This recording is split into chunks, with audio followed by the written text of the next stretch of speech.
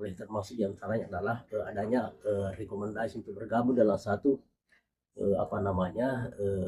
kelompok bimbingan ibadah haji. Nah, saya kira itu suatu hal positif. Nah, iya.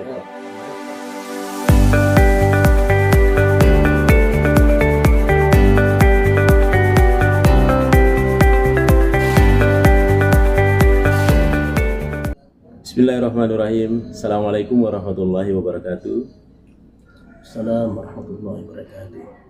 Alhamdulillah wa syukrillah, la hawla wa la quwata illa billah. Para pemirsa sekalian dimanapun berada, tentunya saya berterima kasih, mengaturkan banyak apresiasi kepada para pemirsa sekalian, di mana selalu menyempatkan waktu mengamati atau menonton salah satu channel YouTube kita, yaitu Mr. Koronis, komunikasi romantis dan humanis. Baik para pemirsa sekalian dimanapun berada, tentu saja perlu saya sampaikan kepada para pemirsa sekalian bahwa saat ini kami berada di kota Mekah. Tentu saja para pemirsa sekalian menyebar di seluruh penjuru dunia, tentu ada di negara kita Republik Indonesia yang tercinta, dan tentu ada juga yang sementara dalam perjalanan ya, atau mengadakan kegiatan-kegiatan ilmiah, kegiatan pendidikan di luar Indonesia atau di luar negeri tentunya. Mungkin seperti seminar ya, Lokakarya Workshop atau International Conference ya. Dan mungkin juga ya ada saudara-saudara kita yang kini lagi juga dalam perjalanan ke luar negeri, khususnya yang ke Madinah atau ke Mekah untuk menyempurnakan rukun Islam yang kelima, yaitu berhaji. Tentu saja para pemirsa sekalian, para saudara-saudara kita itu lagi tengah perjuangan, lagi berjuang, baik yang belum berangkat maupun yang sudah berangkat tentunya dari embarkasi masing-masing, embarkasi di mana saja di seluruh wilayah Republik Indonesia atau di seluruh luar negeri. Baik para pemirsa sekalian, pada kesempatan ini kita akan berbicara juga sekitar persoalan-persoalan komunikasi, yaitu komunikasi dalam perjalanan ibadah haji. Ya, tentu saja pada saat ini, alhamdulillah hadir narasumber kita. Beliau tentunya akan memberikan ya nuansa-nuansa edukasi kepada kita sekalian, pencerahan terkait dengan perjalanan ibadah haji. Tentu saja beliau tidak hanya sekedar berteori, tapi beliau mengalami, karena beliau ini salah satu anggota dari jemaah calon haji. Insya Allah sebentar beliau akan perkenalkan di kloter mana, embarkasi mana tentunya, masuk di rombongan berapa ya. Baik para pemirsa sekalian, saya akan perkenalkan beliau. Beliau adalah Bapak Profesor Dr. Hilal Ansari ya, Prof ya. Iya, beliau adalah salah seorang atau salah satu dari guru besar di bidang perikanan, Prof ya. Iya, dari Universitas Hasanuddin Makassar. Iya, kebetulan beliau adalah termasuk salah satu jemaah calon haji pada tahun ini. Oleh karena itu, alhamdulillah beliau dengan ketulusan hati hadir di tengah-tengah kita untuk bergabung di podcast ini untuk memberikan tentunya pencerahan-pencerahan terkait dengan perhajian. Assalamualaikum, Prof. Waalaikumsalam warahmatullahi wabarakatuh. Bagaimana keadaan, Prof? Sehat-sehat? Alhamdulillah, sehat-sehat. Alhamdulillah. Agaknya di Kota Mekah agak panas sekarang, Prof ya. Itu berapa derajat itu, Prof? Iya betul, cuaca ya saya kira lebih dari 50 derajat. Oh, lebih 40. Sangat terik cuaca sangat terik, di Madinah maupun di Mekah saat ini. Iya, Prof ya. Dan itu saya kira membutuhkan suatu upaya untuk bisa mengatasi persoalan panasnya terik matahari. Iya, Prof. Iya, Prof. Baik. Mungkin Prof ini saya akan tanya-tanya sekitar 10 hingga 15 menit ya, Prof. Tapi Prof, mungkin pertanyaan pertama, tapi Prof mungkin bisa perkenalkan dulu kepada audiens kita, para pemirsa sekalian kita ini. Prof ini penerbangan dari kota mana, embarkasi mana, dan tergabung dalam kloter berapa, Prof? Silakan, Prof. Ya, terima kasih banyak. Alhamdulillahilladzi hadana li hadza wa ma kunna linahtadiya laula an hadana Allah. Asyhadu an la ilaha illallah wa asyhadu anna Muhammadan abduhu wa rasuluh.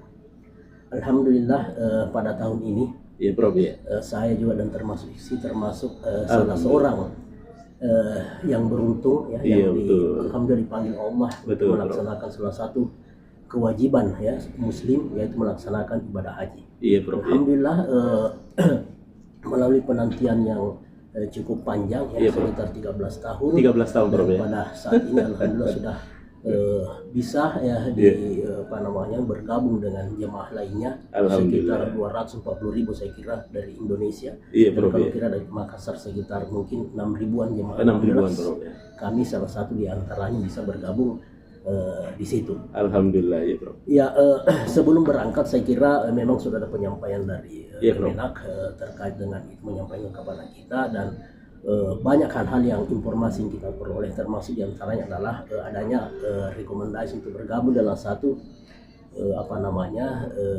kelompok bimbingan ibadah haji. Dan saya kira itu suatu hal positif dan saya merespon itu dengan baik terhadap itu, dan itu juga termasuk informasi-informasi dari saudara-saudara yang sebelumnya telah melaksanakan ibadah haji bahwa banyak benefit atau keuntungan bisa kita peroleh dengan bergabung itu, karena bisa kita saling berkenalan dengan jemaah, terkadang juga beradaptasi karena kita akan cukup lama berada di Madinah maupun di Mekah. Iya, Prof. Nah, sesuai dengan itu mengenai kloter maupun embarkasi, dan ini saya kira karena kebetulan kan berada di embarkasi Makassar, berada di kloter 4, dan kloter 4 kloter 4, dan itu saya kira semua diatur oleh pemerintah.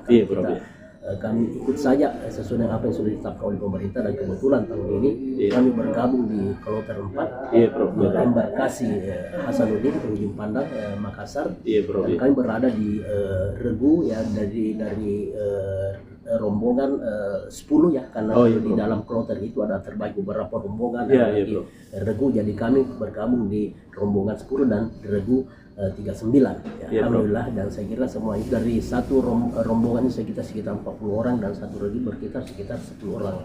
Kebetulan juga di Regu 39 itu saya sebagai ketua Regu, jadi saya harus mengamati di antara 10 orang itu, saya harus mengamati sesuai dengan anjuran dari tugas kami, tupoksi kami sebagai ketua Regu, juga harus melihat bagaimana kondisi setiap jamaah dari 10 yang saya harus ini. Alhamdulillah. Iya Bro. Wah, itu amanah itu Prof ya, sebagai ketua Regu di salah satu penerbangan Prof ya, karena harus memantau teman-teman ya Prof ya. Betul 10 orang ya. Saya sangat berbangga dan bersyukur hati dengan hal begitu, karena ini yang kita layani juga ini, dan kita akan bantu tamu-tamu Allah. Iya betul Prof. Ya, jadi Allah pun sangat berbangga dengan mereka, apalagi kita diberi kesempatan untuk melayani.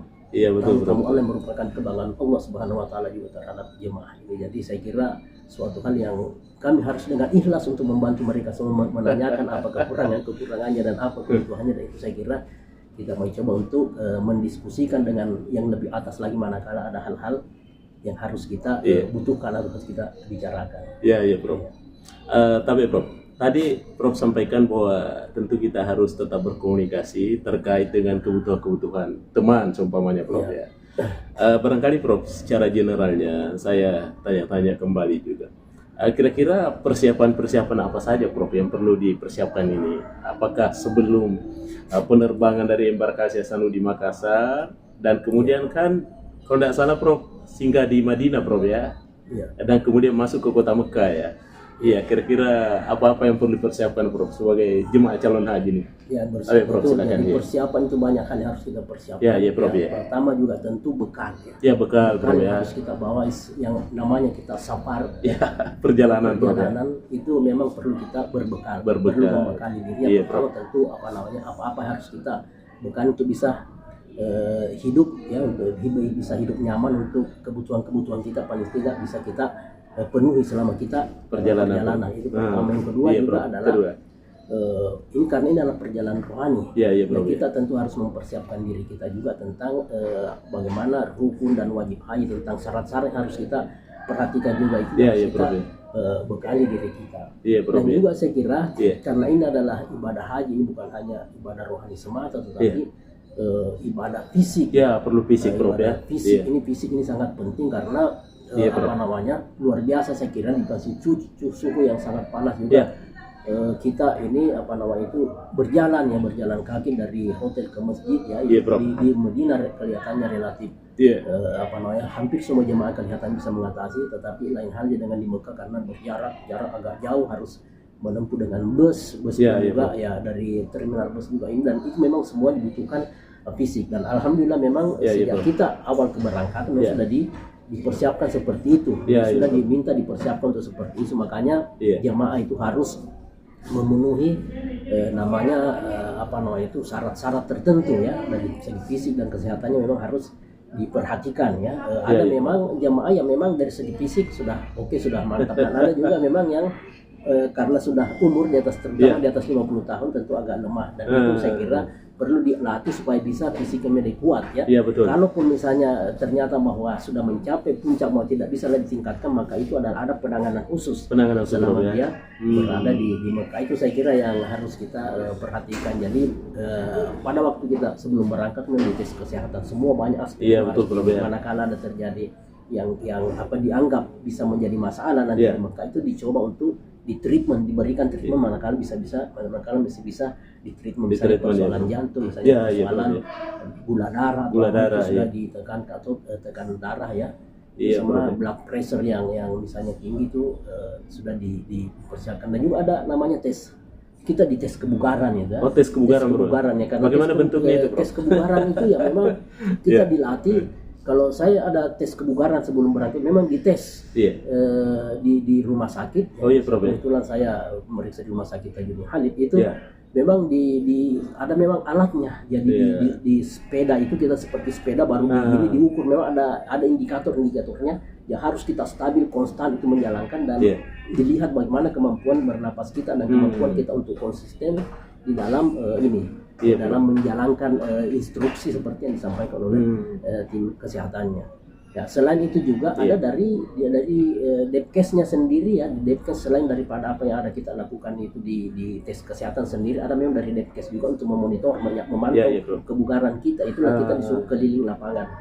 Keliling lapangan itu harus kita tempuh sekitar mungkin jaraknya sekitar 5 kilo, dan itu diukur waktunya. Jadi jamaah itu bisa berlari atau bisa berjalan atau bisa berjalan cepat atau bisa berjalan santai saja. Itu tetapi makin cepat kita tempuh, kelihatannya kebugaran itu dianggap semakin baik. Kebetulan saya waktu itu berlari 5 kali secara konsisten, dan alhamdulillah kebugaran saya nyatakan baik. Tapi istri saya kasihan karena memang ini ada fisik sudah ini misalnya untuk bermasalah, ternyata termasuk kurang dia ininya, makanya dia perlu dibantu. Prof. Mungkin ini Prof ya, kan keterlibatan pemerintah dalam perjalanan ini tentu ada saja Prof ya. Ini sangat perlu perhatian. Apa sumbangsi pemerintah Prof ya, khususnya dari Kementerian Agama sebelum berangkat? Mungkin ada sifatnya bentuk edukasi ke bimbingan ibadah ke Prof ya? Ya, saya lihat ini di samping manasik, sebetulnya manasik di samping manasik haji yang kita sudah lakukan di level KBIH, itu juga ini di Kemenak itu juga ada seperti itu, karena jamaah haji harus memahami apa yang harus dilakukan, apa yang tidak boleh dilakukan selama ibadah haji. Dan itu saya kira penting, sebab manakala jamaah haji melakukan hal yang fatal yang tidak harus dilakukan, itu kan bisa mengganggu kekhusyuan ibadahnya, dan itu merupakan tanggung jawab Kemenak seperti itu yang diinginkan, sehingga ada di level kota ada di level kota itu dilakukan manasik juga, dan juga di level kecamatan ada juga Prof ya. Manasik itu, dan juga dari puskesmas itu juga memantau kita punya kesehatan Prof ya, selama persiapan itu ya. Terus juga kalau dari selain itu dari Kemenak memang itu selalu menekankan kepada kita bahwa aspek fisiknya di samping manasik haji tadi itu aspek kekuatan fisik yang harus perhatikan, dan bagaimana mengatasi persoalan kondisi yang sangat ekstrim di Mekah ini, itu yang selalu tekankan, misalnya bagaimana mengatasi persoalan cuaca yang sangat panas, misalnya harus kita banyak minum, harus mengkonsumsi oralit dan sebagainya itu, karena meskipun oralit itu kalau kita di Makassar itu dianggap satu hal yang penting, ada saya ternyata bahwa di sini sangat besar manfaat menurut informasi dari kesehatan, dan ini saya kira itu jemaah sangat memahami itu, dan saya lihat hampir semua jemaah itu setiap minum mengkonsumsi air itu selalu dimasukkan oralit dalam minumannya, jadi sudah menjadi suatu kebutuhan karena memang untuk menghindari dehidrasi yang berlebihan. Mungkin kita tidak rasakan, kita mungkin tidak ada rasakan dehidrasi terjadi, sehingga banyak juga jemaah menghindari untuk minum terlalu banyak karena jangan sampai terlalu sering ke toilet, sementara kendalanya kalau kita misalnya di Mekah dan toilet itu kalau kita sudah keluar agak susah masuk lagi, agak berjauhan juga berjauhan lagi, susah lagi masuk ke masjid. Itu saya kira ininya yang hal-hal yang ini sudah disampaikan kepada kita waktunya oleh ini, dan juga saya kira banyak hal, misalnya barang-barang bawaan yang mana yang harus kita bawa, yang mana yang tidak harus kita bawa, itu disampaikan. Walaupun sebetulnya disampaikan seperti itu, saya lihat pada saat di X-ray kita itu sebelum keberangkatan itu dari embarkasi dari asrama haji itu, di situ kan kita sudah diperiksa sebetulnya kita punya ini, sudah diperiksa kita punya barang bawaan itu, X-ray-nya di situ, karena di bandara kita sudah tidak diperiksa. Nah di situ saya lihat masih banyak juga, meskipun sudah kita disampaikan, sudah diedukasi, tetapi ada juga masih harus dibuka di ininya lagi, kopornya untuk dikeluarkan hal-hal ini. Itu masih terjadi karena mungkin itulah karena bersekian banyak orang yang mungkin tidak semuanya bisa memahami dengan baik apa yang sudah disampaikan oleh pemerintah gitu ya. Dan itu saya kira semua untuk kebaikan dan keselamatan dalam perjalanan tujuannya bukan untuk sebetulnya untuk menghambat atau apa, tetapi untuk keselamatan dalam perjalanan kita. Wah, ini menarik sekali ya bincang-bincang kita dengan Bapak Profesor Dr. Hilal Ansari ya. Mungkin ini Prof ya, tentu saja ya, kadang-kadang dalam perjalanan Prof antara harapan dan kenyataan tidak merujuk ya. Mungkin ada hal-hal yang sifatnya tantangan Prof, atau menantang-menantang selama perjalanan, atau pada saat di Kota Madinah dan Mekah Prof. Adakah hal itu? Silakan Prof. Memang selalu ada saya kira hambatan, dan saya kira hambatan-hambatan itu harus kita dengan ikhlas untuk menerima sebetulnya. Harus dengan ikhlas, karena itulah sudah merupakan suatu ketetapan yang sudah ditentukan oleh pemerintah. Kita sabar. Ada memang yang agak lebih dekat, misalnya lokasi hotelnya. Ada juga yang agak jauh, tapi saya lihat tidak terlalu. Di Madinah relatif itu lebih dekat, dan hasil pemantauan saya terhadap keinginan masyarakat untuk selalu beribadah di Masjid Nabawi itu, Nabawi itu sangat besar. Dan kalau saya perhatikan dari rombongan saya saja 10 itu, hampir semuanya bisa melaksanakan dengan baik. Itu namanya arba'in menurut kebiasaan masyarakat kita, bahwa harus melaksanakan secara sempurna di Madinah itu, dan kelihatannya mereka semua bisa melaksanakan karena begitu antusiasnya, begitu adanya dorongan rohani untuk bisa betul-betul melaksanakan. Itu saya kira tergantung dari keikhlasan, dan saya keikhlasan mereka untuk beribadah luar biasa. Para jemaah kita ini, sehingga meskipun dengan cuaca yang sangat terik, mereka tetap mengupayakan untuk bisa salat berjamaah di Masjid Nabawi, dan banyak juga di antara mereka untuk masuk ke dalam Raudah, di mana di situ menurut pendapat ulama itu adalah tempat-tempat yang mustajab untuk berdoa. Dan memang setiap jemaah itu diberikan kesempatan untuk setiap rombongan untuk masuk di Raudah. Ada semua kita punya kesempatan. Dan alhamdulillah rombongan saya juga sempat masuk di situ, dan sempat salat fardunya di dalam situ cukup lama waktu di situ, alhamdulillah.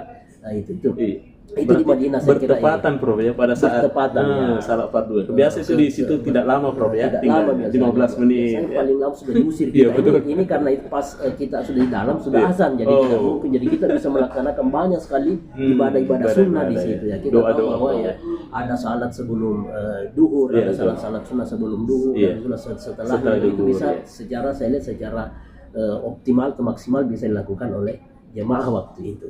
Itu kasus di Madinah. Kalau di Mekah saya lihat tantangan utama di Mekah ini adalah transportasi itu. Ya kita saya kira sudah disiapkan oleh bus salawat, dan itu saya kira jumlahnya sudah disesuaikan dengan jumlah jemaah sudah disesuaikan. Meski namun demikian pada jam-jam tertentu memang sangat padat itu ininya, terutama waktu saat memang sangat padat ya, waktu ada waktu tertentu memang kelihatan kosong itu jalan, dan itulah sekira tantangannya itu harus berebut masuk ke dalam bus ya.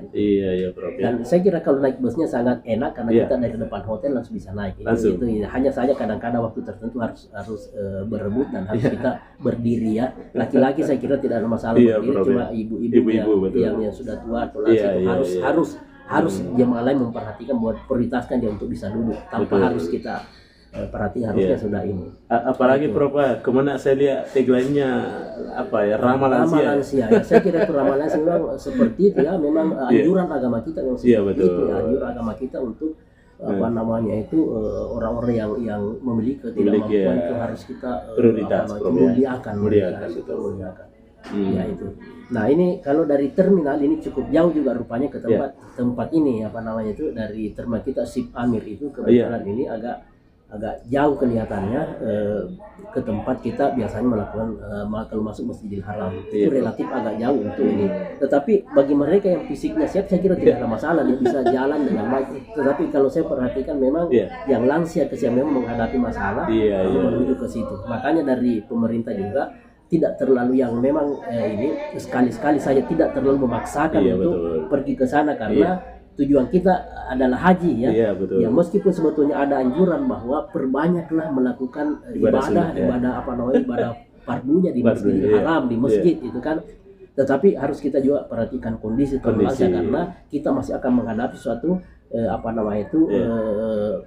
rangkaian ibadah yang sangat penting itu adalah nanti di Ar-Musna. Puncak ibadah itu adalah di Ar-Musna, Arafah, Musdalifah dan Mina. Dan di situ kelihatannya apa yang kita alami sekarang ini itu masih relatif biasa saja, tetapi nanti di Ar-Musna itu harus semua manusia sudah akan berkumpul ke sana dan akan melakukan aktivitas yang sama di tempat yang sama.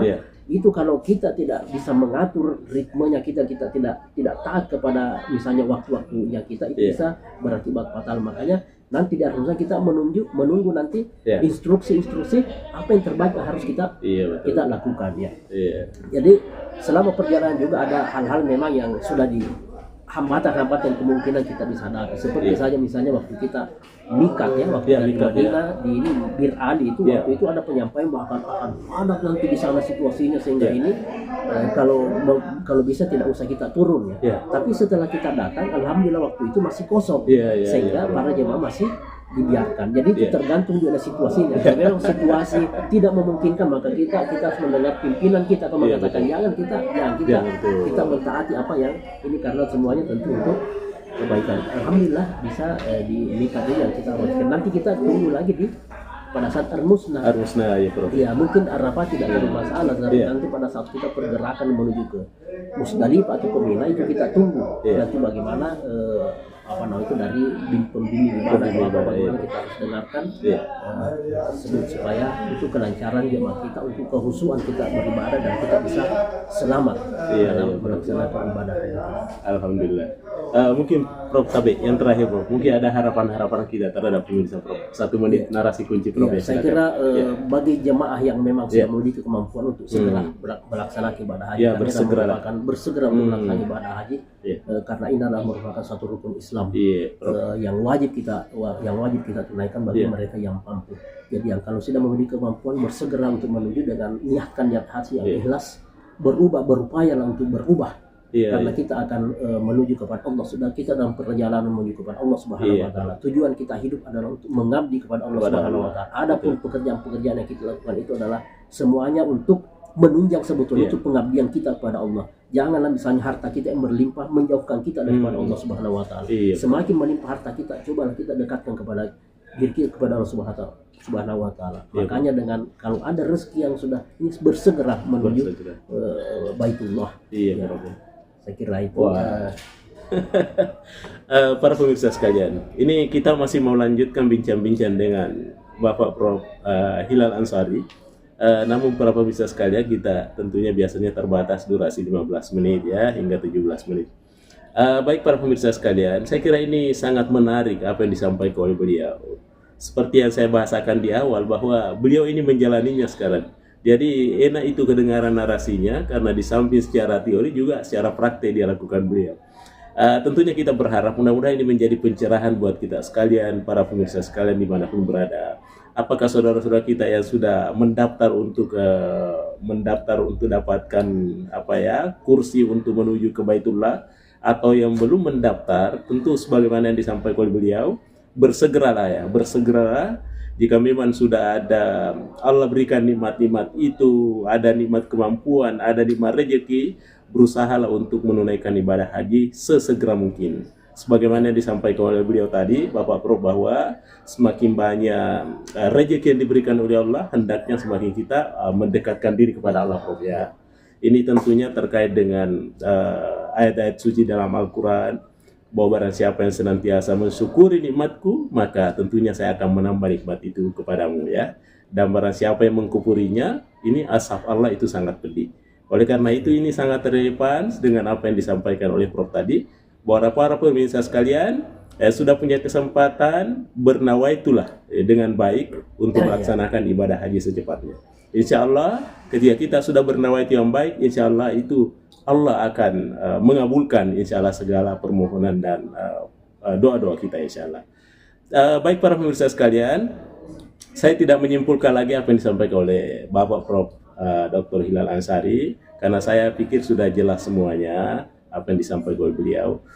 Tentunya saya hanya mengucapkan terima kasih kepada Bapak Prof sudah hadir ya sama-sama.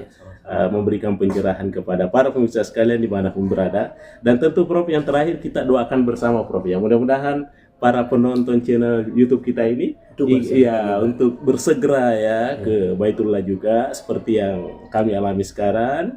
Saya dengan Prof ini sekarang lagi berada di Mekah ya. Alhamdulillah, mudah-mudahan para pemirsa sekalian juga secepatnya ke sini insyaallah. Baik, demikian saya sampaikan. Terima kasih banyak Prof. Insyaallah mudah-mudahan ini berkah. Demikian saya sampaikan para pemirsa sekalian. Mr. Koronis Arham Selo mengundurkan diri dari kota Mekah. Demikian saya sampaikan. Assalamualaikum warahmatullahi wabarakatuh. Waalaikumsalam warahmatullahi wabarakatuh. Alhamdulillah. Insyaallah berkah Prof.